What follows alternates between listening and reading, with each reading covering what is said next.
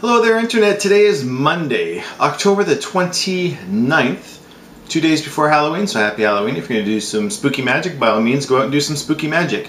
So I got a package from Illusionist, and I just thought I would go ahead and open it and show you guys. So here we go. Let us start. This is the package here. Now, I'm going to have to explain something to you first. Let's go ahead and open this. And the smart of you will observe that I am using a knife this time. Because frankly, last video I was not prepared. So let's go ahead and open that. We'll make action good today. Put the knife somewhere where I can't get hurt. So first things first, my friendly neighborhood freight forwarders. Basically, every now and then I purchase some stuff on eBay or whatever in the States, and because I live in Canada, it's really expensive to have stuff shipped across the border, pay for customs and all that, and do that whole thing. So what I do is most of the time I have them ship it to Illusionist. They go ahead and hang on to it for like a week, a month, however long it takes for my next big package to arrive, and then they ship it up here. So yes, Illusionist is doing some freight forwarding for me, but I do pay for it. So I'd rather pay one large price than like 5 or 6 medium prices. It works out in the end. It just means I don't get my stuff that I've ordered. I have to wait like longer for it, but I'm okay with that. So my first package right here, and actually since I know this is a book, I'm going to be very careful with it. Super careful. Go ahead and just peel back the tape. Everyone likes to use lots and lots of tape these days. Makes you wonder if there's a national tape shortage. Let's go ahead and open this up.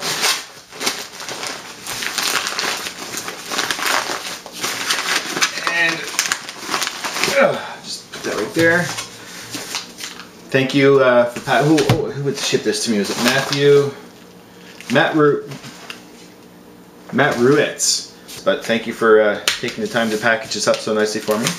I know exactly what this is. Make sure I don't damage the book. And there we go. This is one book I've been looking for a while. Dante, the devil himself. Basically, it's a book on Dante the magician. Very hard to find. Holy, the glare on that's ridiculous. Very hard to find. It's in demand. I did see a few go on eBay or in private auctions for considerably more than what I paid. This wasn't cheap, but I could have, if I had to, pay a lot more. And let's just see here. Nice. Ooh. It's got a little inscription in there to someone named Grant. Simsalabim. I'll let you guys look up that yourself. So that's my first purchase that I got. The old box within a box. And I know exactly what this is. This is something I've been looking for a long, long time. And in order to get this, I had to buy something I didn't need. And that is the case sometimes with sets these days.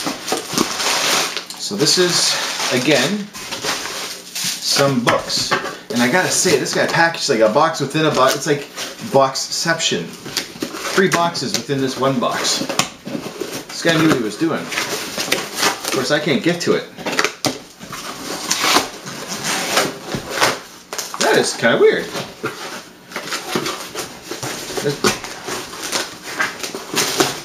Oh my goodness. Oh, it's 2 boxes taped together. That makes sense. Okay, so let's do it this way. Going from the other side. For a minute there, I thought I was going to have to just leave it in the box. Come on. Come on, come on, come on. There we go. So you have to get to the real meat and potatoes of this. Let's put that down here. So, some of you might know of a man by the name of Alex Elmsley.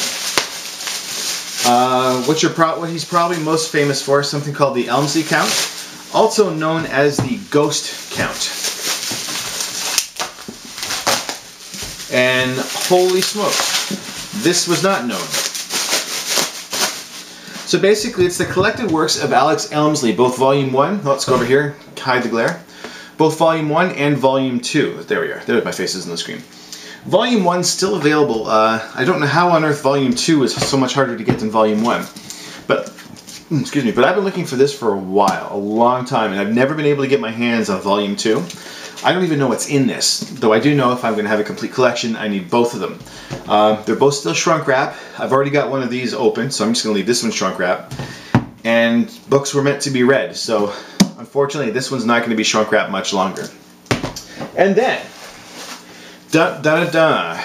we have a box of these. And time to spin the camera around. And this is the Illusionist Sultan deck. There we go, I got a nice brick of these bad boys. These ones are wrapped in cellophane, and it's a nice tight wrap, I'll say that much. It's a very tight wrap. It's like more, it's more plastic wrap almost than cellophane, that feels like. Let's see if I can go ahead and find that that tab that you pull. Is it over here? Come on. See, that's why I never pull these tabs. I can never get them started. There we go. And this is one of the first decks in a while that comes with a seal. So we get to focus on that. There we go. So it's a nice, oh there we go, it's a blue. So you can tell in this in the daylight here, the black versus the blue there. There's the cover, and it's very hard to see, even at an angle. But basically wherever you've got silver, or large portions of silver, it's embossed. So it's raised up from the deck, the box. You can really feel it in the corners here, along the silver, along the sides as well. United States, there we go, the United States Playing Card Company. There's the top, flip it over. Illusionist, the Sultan Republic, there we go, nice and good focus. On this side, and more of the Sultan Republic. Does that say? Made in the USA. Holy crap, that is fine detail. I can't quite focus in on it right now, but that is actually legible. There's the backs. Sorry, there's the back of the deck, and there's the front of the box. So let's go ahead and open these up. Break the seal. I should do that on camera here.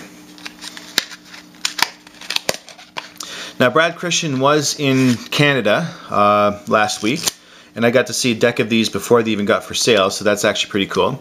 We've got the Illusionist playing card. Now, if you look at this closely, there's the black. This is almost like a blue-black, to me anyways. I've deliberately left myself out of loop on a lot of the details here, but this is what the deck looks like on the backs. Very nicely done. Some good detail in there. Excellent work. There's the arrow with the feathers. I'm not exactly sure if there's significance to that in the design. Let's see here. It's got that standard finish. There's one joker, and there's another joker.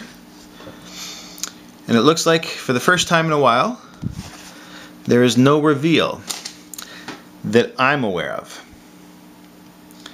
Get it nice and close. See, there's the joker there. Just plain and simple, nice crisp font. I love that font.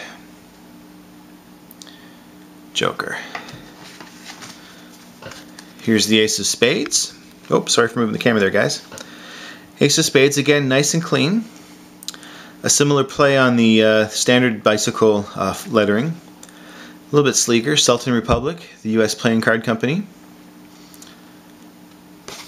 And then you don't see it in the small pips here, but you do see it in the larger pips. There is, I guess, I would equate it to pinstriping almost. And that's on all the large pips on the inside. Let's get to a face card.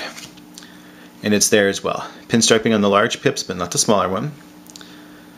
Familiar looking face cards with different styles of fonts. Again, nice and clean. The red cards, while the ace doesn't have the pinstriping, it looks like the other cards do. Let me rephrase that. The middle pips do not have the pinstriping. The outer ones do by the looks of it. So there you go. So let me just check a... Yeah, and that's the same for the spades. I just looked. So that's a nice, really clean look. I like this look a lot. So I take it back. It's not the middle one, it's the middle column. With the exception of the 3, I guess. There's the ace and the face cards. There's the kings. Not the kings, the clubs. And that theory holds true with the pinstriping. Now, did they do the same with the hearts over here? Yeah, so they did half pinstriping, half filled in. Really, really nice looking. So basically it's a deck of cards. We all know that Illusionist puts out great looking decks of cards. They're getting better and better, I think anyways. Every deck handles magnificently, so I'm not even going to bother talking about the quality. All of these decks come from the same source, they come from the same company. So the way they handle isn't going to vary from deck to deck, unless you're talking about the material on some of the older cards. It, as I expect it would, it fans nicely. Let's go ahead and do the fronts. So like any deck, any Illusionist deck, this is great. It's a nice looking deck. I would almost say this is I wouldn't say superior deck in that it's better than any other deck out there, but it's superior looking. I showed one of these, some pictures to my wife, and she likes the design. She thinks it's a little more sophisticated. Right up there with the Artifices.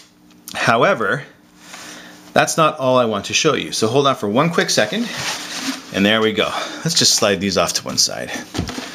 So here is, let's get this up on here. I knew these books would come in handy. One book here, and one book over here. And there you have it, guys. The Artifice, nice. The Sultan Republic deck sheet.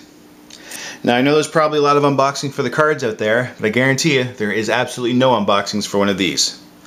So here you go. Let's get in here close. I'm gonna just zoom in close. And if you remember what I said before about the other ones I showed, here's the colors that were used for this side. So you've got black, cyan, magenta, yellow, and Pantone 532C. Now, these are one set of ways of doing the colors. Black, cyan, it's like your printer, your standard inkjet printer. Pantone colors are a completely different set of configuration. So how they're doing two on one printer, I have no idea. It's got to be a really cool printer to be able to use two different coloring and printing systems. So let's go over here. I'll show you the colors that are involved. So we've got two different shades of blue, it looks like. I'm not sure if you can see it, but these two blues look different to me. They're also labeled differently. C70, B, cyan, magenta, yellow, black. Not sure what X is. And here's the CMYK system again. Let's see here, Pantone 532C. What's that say again? That is Pantone, that's C70, so I'm not sure what that actually represents. But these are the colors that are used on this shade, this page. Actually, if you go up here, there's a gray as well. Interesting. So B70 and C70. So these colors must be mixed in with some of the other colors to get that particular shade. But there's the coloring system, registration marks, so when they, the laser looks at things, it knows it's lined up on spot. You get your double face card, your ace, all the hearts down here. Up there, the spades, the jokers. So let's go ahead and turn this thing over. And what's really interesting, and I definitely didn't expect this, on this side, oh, I should have expected it actually. On this side, you've got a completely different coloring system. And I'd love to talk to somebody who would know why they have different registration or coloring marks up here as opposed to down here. So you've got all these, the same reds here, some sort of barcode or something there. Can I zoom in there? My finger's in the way, there we go. But further up here, you've got some pinks and stuff like that. But regardless of that, most of these colors are probably used in this here. Again, this is like a blue, it's a blue-black.